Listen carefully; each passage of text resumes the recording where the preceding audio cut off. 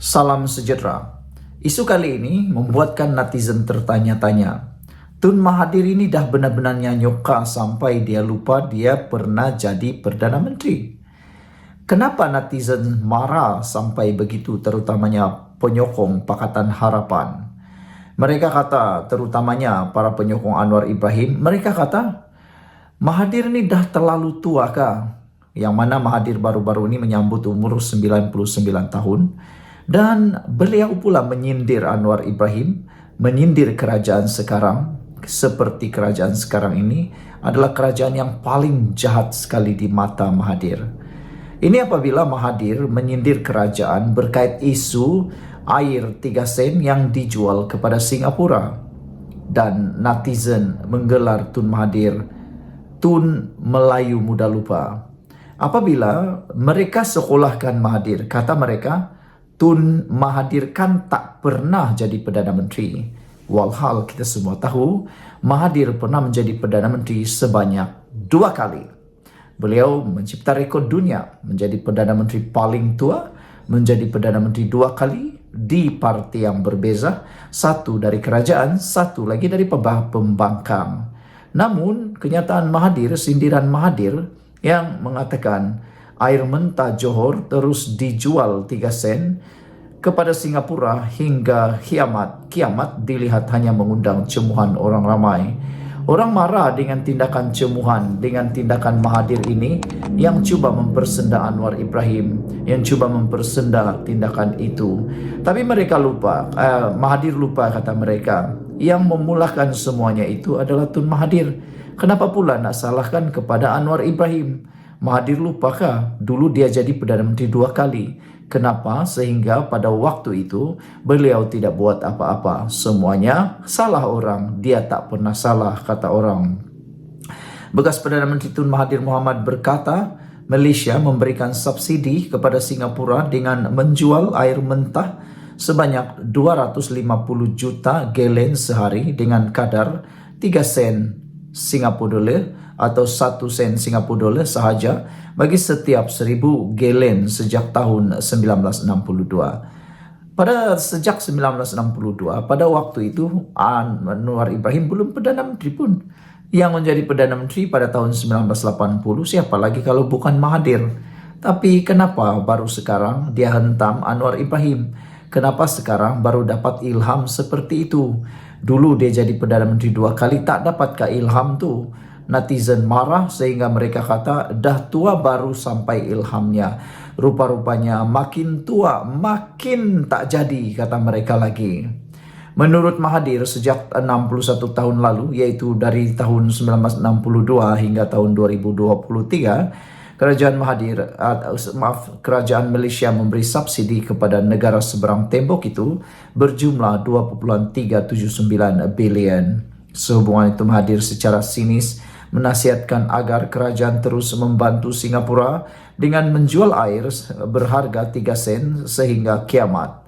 Malaysia adalah negara subsidi, kata Mahathir. Kita bukan sahaja beri subsidi kepada rakyat sendiri tetapi juga kepada negara asing.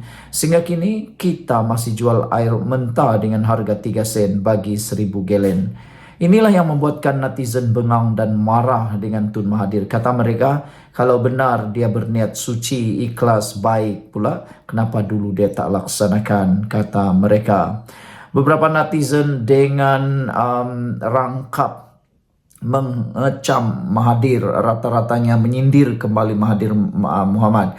Mereka membalikan paku keras kepada Mahathir. Kata mereka, ialah Tun Mahathir pernah jadi Perdana Menteri nak buat benda macam ni. Gagal betul semua Perdana Menteri sebelum ini, Perli Haridin. Kata seorang lagi netizen, 2 kali Perdana Menteri, tak terfikir ke dah 2 kali jadi Perdana Menteri? Kenapa sekarang baru dapat ilham? Baru sekarang dapat ilham ke templak pengguna X? Seorang lagi kata, ialah Tun Mahathir, bukan ke masa anda Perdana Menteri tahun 2018 sambung perjanjian 3 sen ini dengan Singapura ke? Soal Iskandar.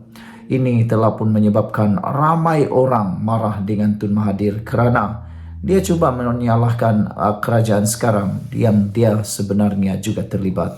Jumpa lagi, bye-bye. Salam sejahtera. Hari ini kita digemparkan dengan laporan peniaga bimbang kenyataan Papagomo boleh jadi rusuhan. Mahkamah Session di sini hari ini dilaporkan, diberitahu satu laporan polis dibuat terhadap penulis blog Wan Muhammad Azri Wan Deris. Ekoran kenyataan yang didakwa menghasut bahawa kerajaan yang memerintah memihak kepada Israel dan Barat. Laporan itu dikemukakan oleh seorang peniaga, Hisham Syarudin, 42 tahun, kerana bimbang kenyataan Wan Muhammad Azri atau Papagomo boleh menyebabkan berlaku pergaduhan dan rusuhan di negara ini. Menurut saksi pendakwaan pertama itu, laporan dibuat pada 8 November 2023 bagi mengelak perbalahan selain khawatir dengan desas-desus bahawa Israel mahu menyerang Malaysia. Hisham menyatakan bahawa demikian ketika pemeriksaan semula oleh Timbalan Pendakwa Raya Muhammad Mustafa P. Kunayalam pada hari pertama perbicaraan kes bekas Exco Pemuda UMNO itu di hadapan Hakim Siti Aminah Ghazali. Dalam keterangannya, Hisham berkata, sebelum laporan dibuat, beliau menonton satu video di akaun Facebook Khalid Hamidi dan akaun TikTok Project Papa yang memaparkan kenyataan Wan Muhammad Azri. Saksi kemudian membuat laporan polis supaya pihak berkuasa menjalankan siasatan ke atas individu terlibat yang mengeluarkan kenyataan boleh mendatangkan kegusaran awam. Saya mengenali Wan Muhammad Azri atau Papagomo melalui media sosial dan telah mengikuti perkembangan politiknya sejak tahun 2020, namun saya tidak mengenali Khalid. Hantaran Khalid di akaun Facebook naik semasa saya melayari Facebook pada 8 November tahun 2023. Saya nampak ada orang kongsikan link kepada posting di Facebook, kemudian saya klik kepada link tersebut yang membawa saya kepada hantaran itu, katanya. Ujar saksi, setelah menonton dan meneliti video tersebut, beliau mendapati kenyataan yang dibuat oleh Wan Muhammad Azri atau Papagomo berbentuk menghasut rakyat untuk membenci kerajaan dengan mengatakan kerajaan ketika ini adalah pro kepada rejim Israel.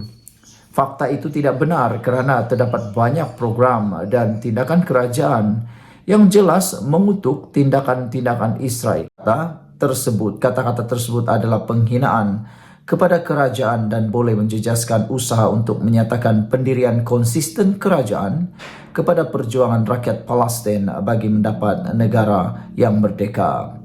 Perdana Menteri Datuk Seri Anwar Ibrahim selaku ketua kerajaan telah pergi ke negara Timur Tengah seperti Arab Saudi, Mesir dan Turki pada penghujung Oktober tahun 2023 untuk mendapatkan sokongan negara-negara tersebut dalam membantu mengutuk tindakan kejam Israel ke atas rakyat Palestin di Gaza, katanya. Semasa di soal siasat, Peguam Muhammad Rafiq Rashid Ali mewakili Papagomo, saksi itu tidak bersetuju bahawa laporan polis berhubung kenyataan tertuduh itu dibuat kerana mahu mempertahankan parti PKR dan Anwar selaku presiden. Hisham bersetuju dengan peguam berkenan bahawa tiada rusuhan dan pergaduhan berlaku di Kedutaan Amerika Syarikat dari tarikh laporan polis dibuat sehingga hari ini. Sementara itu, seorang peniaga Khalid Hamidi, 55 tahun, memberitahu mahkamah bahawa video mengenai kenyataan Wan Muhammad Azri itu dimuat naik ke dalam hantaran akaun Facebook beliau pada 5 November 2023 menggunakan telefon bimbitnya. Saksi pendakwaan kedua itu berkata beliau memuat naik video tersebut ke dalam akaun Facebooknya kerana mempunyai sedikit perasaan tidak puas hati dengan peningkatan harga barang serta barangan keperluan harian sukar diperoleh di pasaran selain tertarik dengan paparan video itu. Wan Muhammad Azri didakwa menyebut kata-kata menghasut di laman Facebook Khalid Hamidi dan kata-kata itu dilihat oleh individu di sebuah unit kondominium di Jalan Tongshin, Bukit Bintang di sini pada 1 tengah hari 8 November 2023. Perbicaraan bersambung lagi esok. Laporan dipetik daripada Cosmo Online. Sekian dulu untuk kali ini. Jangan lupa tinggalkan komen Anda untuk isu kali ini. Kita jumpa lagi. Bye-bye. Salam sejahtera. Ini satu lagi kejutan besar kepada Parti Bersatu. Pendedahan ini luar biasa. Bersatu manipulasi istilah, terhenti keahlian kata Setiausaha Politik Anwar. Setiausaha Politik Perdana Menteri Datuk Seri Anwar Ibrahim, yaitu Muhammad Kamil Abdul Munin, menyifatkan bersatu sebagai memanipulasi istilah terhenti keahlian berhubung kedudukan 6 ahli parlimen parti itu. Muhammad Kamil mencabar Presiden Bersatu Muhyiddin Yassin untuk menyatakan secara jelas sama ada 6 ahli parlimen yang menyokong Perdana Menteri Anwar Ibrahim itu dipecat atau tidak. Ini selepas Muhyiddin menyifatkan Speaker Dewan Rakyat Johari Abdul membuat tafsiran songsang apabila mengumumkan bahawa 6 wakil rakyat itu kekal sebagai ahli parlimen bebas. Apa yang jelas kita nampak ialah mereka ini 6 ahli parlimen dari Bersatu dipecat meskipun ada percubaan memanipulasi istilah terhenti bagi memenuhi selera tekak Muhyiddin. Penafsiran peruntukan itu harus dilihat secara konteks keseluruhannya. Jangan menuding jari kepada orang lain, menuduh speaker sebagai songsang dan sebagainya. Kamu dahulu yang enggan untuk bersetuju untuk pindaan itu dilakukan dengan lebih ketat. Kenapa Ketua Pembangkang perlu menggelupur sekarang, katanya. Marahlah Presiden kamu, katanya kepada Malaysia Kini. Sebelum ini Anwar membidas Bersatu sebagai pihak yang bertanggung jawab, membolehkan 6 ahli parlimen berkenan kekal dengan kerusi masing-masing walaupun kini menyokong kerajaan. Dia menjelaskan semasa akta anti lompat parti itu digubal di parlimen dulu, wakil Bersatu sendiri menolak peruntukan mengenai seorang yang dipecat parti akan kehilangan kerusi. Dalam kenyataan balas, Muhyiddin mendakwa bahawa Anwar gagal memahami perlembagaan persekutuan dan bukan partinya. Menurutnya, perkara 49A Perlembagaan Persekutuan jelas menyatakan mana-mana ahli parlimen yang terhenti menjadi ahli parti maka kerusinya didakwa di Dewan Rakyat hendaklah dikosongkan. Dia berkata selepas dengan peruntukan ini, selaras dengan peruntukan ini, Bersatu telah membuat pindaan perlembagaan parti untuk memasukkan keadaan di mana wakil rakyatnya terhenti keahlian serta merta apabila gagal mematuhi arahan bertulis Majlis Pimpinan Tertinggi MPT. Bagaimanapun, Kamil yang juga timbalan Ketua Pemuda PKR menyangkal kenyataan Muhyiddin sebagai tidak tepat.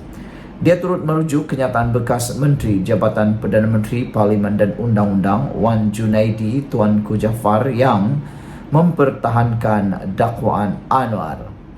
Tan Sri Wan Junaidi dengan jelas menyatakan bahawa Perikatan Nasional ketika itu sebahagian kerajaan enggan menyokong akta ini sekiranya tidak menggugurkan 2 syarat, itu melanggar arahan parti dan melanggar arahan WIP berlandaskan untuk dapat kelulusan di Dewan Rakyat.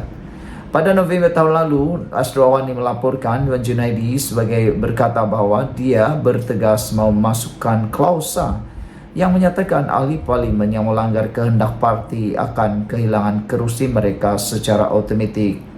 Kamil berkata bahawa berlandaskan penerangan Wan Junaidi, 6 ahli parlimen itu dipecat oleh Bersatu dan tidak ada istilah terhenti keahlian seperti didakwa oleh parti berkenaan. Kalau dipecat, maka perkara 49A dalam kurungan 2 kurungan C adalah terpakai di mana mereka tidak akan terhenti menjadi ahli Dewan Rakyat hanya disebabkan pemecatan, katanya lagi. Perkara 49A dalam kurungan 2 kurungan C Perlembagaan Persekutuan menyatakan seseorang ahli Dewan Rakyat tidak terhenti menjadi ahli Dewan itu menurut perkara ini hanya disebabkan oleh kurungan C pemecatannya daripada keanggotaan dalam parti politiknya. Sebelum ini, PN turut membidas keputusan Speaker Dewan Rakyat mengekalkan kerusi 6 ahli Parlimen Bersatu yang berpaling tada dengan mengatakan ia mengkhianati semangat dan hasrat murni pindaan perkara 49E Pelembagaan Persekutuan bagi menghalang ahli parlimennya bertukar parti. Sekian untuk kali ini. Jangan lupa tinggalkan komen Anda. Bye-bye. Salam sejahtera. Dengan laporan ini, ada orang tanya, ada netizen tanya, adakah Parti Bersatu akan diharamkan ataupun Parti Bersatu terpaksa bermula dari bawah untuk membentuk semula perlembagaan mereka? Adakah Parti Bersatu terpaksa membuat perlembagaan baru parti mereka? Kerana sebelum ini sudah pernah berlaku dalam Parti UMNO dulu, apabila pernah diharamkan gara-gara pertelingkahan dan juga gara-gara berlaku kekecohan berkait pimpinan Parti UMNO dan juga perlembagaan pada waktu tersebut. Akhirnya diharamkanlah UMNO seketika pada waktu itu sehingga munculnya UMNO baru 2.0. Hari ini apabila Speaker Dewan Rakyat Johari Abdul menyatakan Perlembagaan Bersatu bertentangan dengan Perlembagaan Persekutuan, netizen dengan cepat sekali menangkap dan mentafsir. Mereka kata, betulkah kalau ini memang berlaku? Pastilah ini akan menimbulkan masalah besar kepada Parti Bersatu. Karena kata netizen, yang mereka tahu parti ini mempunyai perlembagaan, di atas mereka ialah Perlembagaan Persekutuan. Jangankan parti, perlembagaan negeri pun di bawah Perlembagaan Persekutuan. Ini kan pula perlembagaan parti sahaja.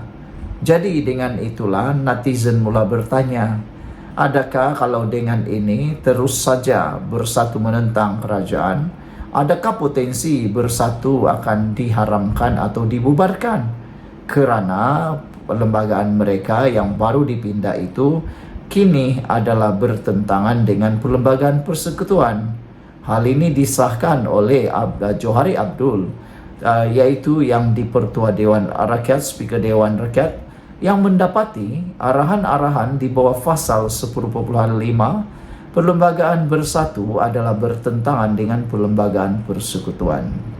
Beliau berkata, Perlembagaan Bersatu menafikan hak 5 ahli parlimen bekas ahli parti itu sebagaimana termaktub mengikut Perlembagaan Persekutuan, Peraturan Pertuan Majlis Mesyuarat Dewan Rakyat serta Akta Majlis Parlimen Keistimewaan dan Kuasa 1952 yang menjamin hak keistimewaan, kebebasan bercakap, berbahas dan mengundi kepada 5 ahli parlimen berkenan.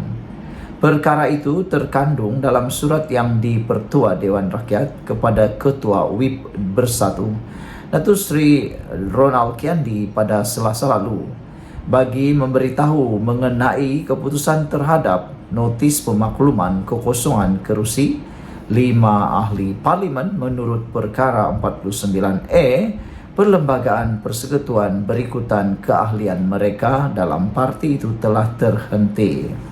Salinan surat itu juga ditujukan kepada 5 ahli parlimen berkaitan. Saudara berkenan dengan surat permohonan oleh Bersatu kepada 5 ahli Dewan Rakyat kembali ke kerusi pembangkang di Dewan Rakyat. Saya mendapati sehingga hari ini mereka masih duduk di blok pembangkang, kata Johari Abdul. Justru itu saya mendapati dan memutuskan bahwa tidak berlaku kekosongan kerusi di bawah perkara 49E dalam kurungan 1 Perlembagaan Persekutuan, kata Johari. Dalam mempertimbangkan notis itu, Johari berkata, beliau merujuk beberapa dokumen berkaitan seperti penyata jawatan kuasa pilihan khas JKPK, menimbang rang Undang-Undang Perlembagaan Pindahan Nombor 3 2022 dan mengenai peruntukan larangan ahli Dewan Rakyat bertukar parti DR7 tahun 2022 penyata JPKP. Ini termasuk penyata rasmi bertarik 11 April 2022 mengenai rang Undang-Undang Perlembagaan Pindahan Nombor 3 2022 dan penyata rasmi bertarik 27 dan 28 Julai tahun 2022 mengenai rang Undang-Undang Perlembagaan Pindaan Nombor 3 2022 dan usul mengenai penyata JKPK itu. Saya mendapati daripada dokumen tersebut bahawa tujuan perkara 49E Perlembagaan Persekutuan diwujudkan untuk memastikan kestabilan politik negara untuk suatu jangka masa panjang, kata Speaker. Selain itu, saya juga melihat kepada prinsip keluhuran perlembagaan. Malaysia mengamalkan prinsip keluhuran perlembagaan di bawah Perlembagaan Persekutuan dan ia juga merupakan prinsip rukun negara yang ketiga. Ini kerana di bawah keluhuran perlembagaan, kesemua undang-undang atau peraturan adalah tertakluk kepada Perlembagaan Persekutuan menurut surat itu lagi.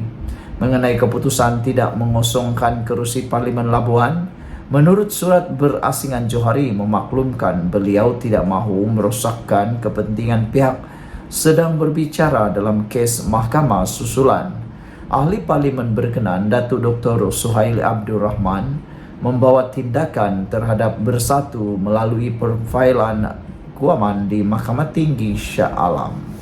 Oleh kerana kes ini sedang dalam pertimbangan mahkamah, saya tidak mahu merosakkan kepentingan pihak yang berbicara dalam kes mahkamah itu dengan keputusan saya di bawah perkara 49E dalam kurungan 3 Perlembagaan Persekutuan, katanya lagi.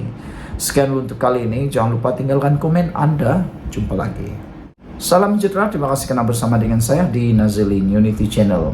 Saya ingin kongsikan kepada anda satu dapatan daripada Harapan Daily. Jaga-jaga siapa buat TikTok bacaan kunut nazilah, ajak doakan musibah kepada Perdana Menteri. Ini betul-betul tindakan yang bagi saya betul-betul tak berakal lah. Bayangkan Perdana Menteri yang kita sanjung, Perdana Menteri yang memimpin negara ini, didoakan doa musibah. Ini pada pendapat netizen, ramai netizen kata, ajaran siapalah yang membuat seperti ini? Pemimpin negara sepatutnya didoakan yang baik-baik, memimpin negara dengan cara yang terbaik, memimpin negara dengan hikmat daripada Allah. Ini didoakanlah pula dapat musibah. Ini pastilah satu tindakan yang betul-betul tidak bermoral. Perkara ini memang dikecam. Apapun agama, saya yakin tiada yang mengajarkan untuk didoakan pemimpin itu musibah. Tak tahulah ini ajaran mana. Adakah itu sebenarnya ajaran agama atau ajaran parti semata-mata? Melampau apabila penyokong pembangkang membuat hantaran satu akaun TikTok yang menyertakan bacaan kunut nazilah sambil mengajak orang ramai mendoakan musibah ke atas Perdana Menteri. Susulan itu, Jabatan Kemajuan Agama Islam Malaysia JAKIM akan membuat laporan kepada Suruhanjaya Komunikasi dan Multimedia Malaysia MCMC. Menteri Jabatan Perdana Menteri Hal Ehwal Agama Datuk Dr. Muhammad Naim Mokhtar berkata, JAKIM sekaligus menyerahkan kepada MCMC untuk menyiasat dan mengambil tindakan ke atas akaun itu. Kita akan meminta MCMC menilai kandungan berkenan dan terpulang kepada pihak berkuasa untuk mengambil tindakan lanjut, katanya pada sidang media selepas merasmikan program Jelajah Madani Ulama dan Umara peringkat Zon Utara di Ipoh hari ini. Beliau menegaskan, tindakan pengguna media sosial terbabit tidak sepatutnya berlaku, malah ia bertentangan dengan ajaran Islam. Katanya lagi, jika terdapat perbezaan pandangan atau pendapat, ia boleh dizahirkan dengan beradab, menerusi cara yang betul, katanya lagi. Mengadakan doa supaya pemimpin-pemimpin dilaknat itu bukan ajaran agama kita, katanya lagi. Nabi Muhammad mengajar berkasih sayang, kata beliau. Sekiranya ada beza pandangan atau pendapat, apatah lagi dengan pemimpin seagama kita, sepatutnya kita menzahirkan, biarlah dengan adab dan cara yang betul, tambahnya lagi. Saudara-saudara sekalian, apabila diberikan amaran seperti ini oleh JAKIM, anda harus percaya. Mana yang nak dipercaya? Orang politik ataupun Jabatan Agama Islam, Kemajuan Agama Islam Malaysia JAKIM.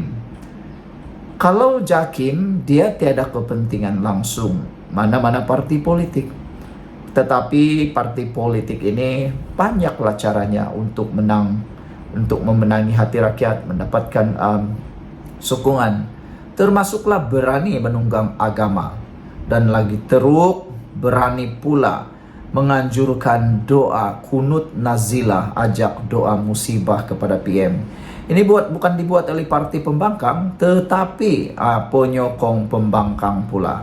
Penyokong pembangkang ini sepatutnya diajar oleh para pemimpin pembangkang, khususnya parti PAS, untuk berubah dan tidak melakukan perbuatan yang jahat seperti ini. Mendoakan musibah ke atas Perdana Menteri itu perbuatan yang benar-benar tidak diajar oleh agama manapun. Susulan itu, Jakim telah membuat laporan dan mohon MC mengambil tindakan. Betul lah, kita harapkan MC mengambil tindakan sekeras-kerasnya, tegas kepada orang-orang seperti ini. Yang hairannya, bila orang itu sudah ditahan, direman, disiasat, barulah orang kata tiada kebebasan bercakap, ada penganiayaan dan sebagainya. Tapi sebenarnya mereka lah yang memang membuta tuli, sanggup ditunggang oleh orang-orang politik semata-mata untuk menjatuhkan pemimpin. Perbuatan itu perbuatan paling dayus sekali. Sekian untuk kali ini, jangan lupa tinggalkan komen Anda. Bye-bye. Salam sejahtera. Ini satu lagi pendedahan yang pastinya paling dibenci oleh Parti Bersatu. Apabila sudah terang lagi bersuluh, sudah terang disuluh lagi. Pasal bersatulah Undang-Undang Anti Lompat Parti Lompang. Rupa-rupanya masalah kelompangan Undang-Undang Anti Lompat Parti ini bukan disebabkan oleh Speaker Dewan Rakyat yang disebut-sebut. Jauh sekali salah Anwar Ibrahim. Salah sebenarnya adalah kepada Parti Bersatu, khususnya pimpinan Muhyiddin Yassin. Ahli Parlimen Bangi, Serezan Johan, menegaskan bahwa Bersatu ketika menjadi kerajaan tidak bersetuju bahwa wakil rakyat yang dipecat perlu mengosongkan kerusi. Oleh sebab itu, katanya, perkara 49E Perlembagaan Persekutuan mengenai lompat parti mempunyai kelompangan yang ketara.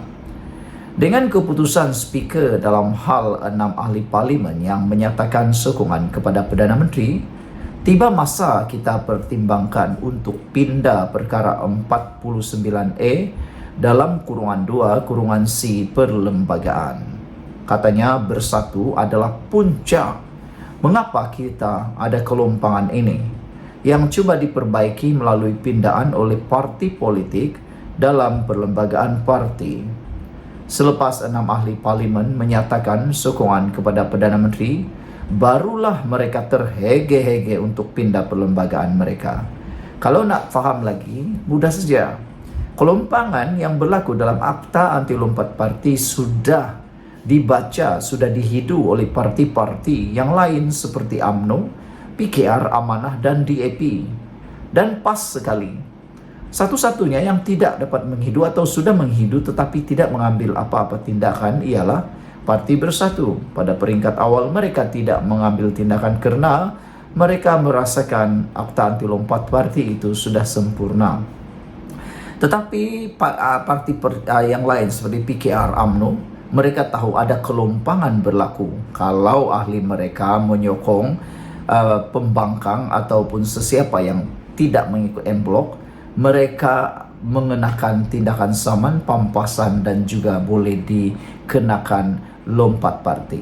Mereka buat itu untuk menutup kelompangan perlembagaan itu. Parti UMNO, PKR, dan DAP serta Amanah, mereka membuat pindaan dalam perlembagaan parti masing-masing. Mereka memasukkan klausa denda, saman, pampasan, ataupun bersetuju mengosongkan kerusi. Dengan tindakan itu, maka langkah Sheraton 2.0 tidak menjadi. Walaupun Hadi Muhyiddin pada waktu itu berulang kali kata dah cukup jumlah, ada SD dan sebagainya, tak menjadi juga. Kerana parti seperti UMNO dan PKR sudah menutup lubang itu melalui pindaan perlembagaan parti mereka. Tetapi Parti Bersatu tidak buat. Akhirnya barulah terhege-hege membuat pindaan perlembagaan mereka karena mereka tahu sudah bahwa mereka kini terkena sendiri. Itu sebabnya apa yang berlaku sekarang, kata Serezan, adalah masalah daripada Bersatu.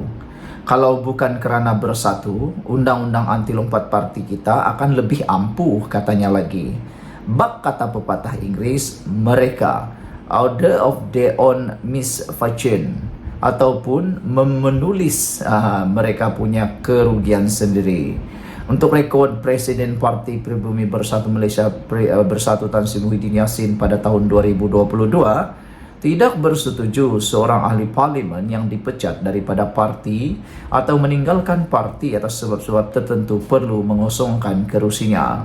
Pendirian Muhyiddin yang juga ahli parlimen Pagoh itu dinyatakannya dalam mesyuarat khas parlimen bagi membentang dan membahaskan rang Undang-Undang Perlembagaan Pindaan nombor 3 pada April 2022. Mengulas lanjut, Serezan bertanyakan sama ada Bersatu yang juga sekutu PAS dalam blok Perikatan Nasional PN itu akan melakukan pusingan new. Persoalan yang saya ingin utarakan kepada Bersatu adalah, adakah anda semua bersedia untuk U-turn pendirian anda dan sokong pindaan kepada perkara 49A Perlembagaan Persekutuan? Soalnya lagi. Sekian untuk kali ini. Jangan lupa tinggalkan komen anda, tekan butang subscribe. Bye-bye.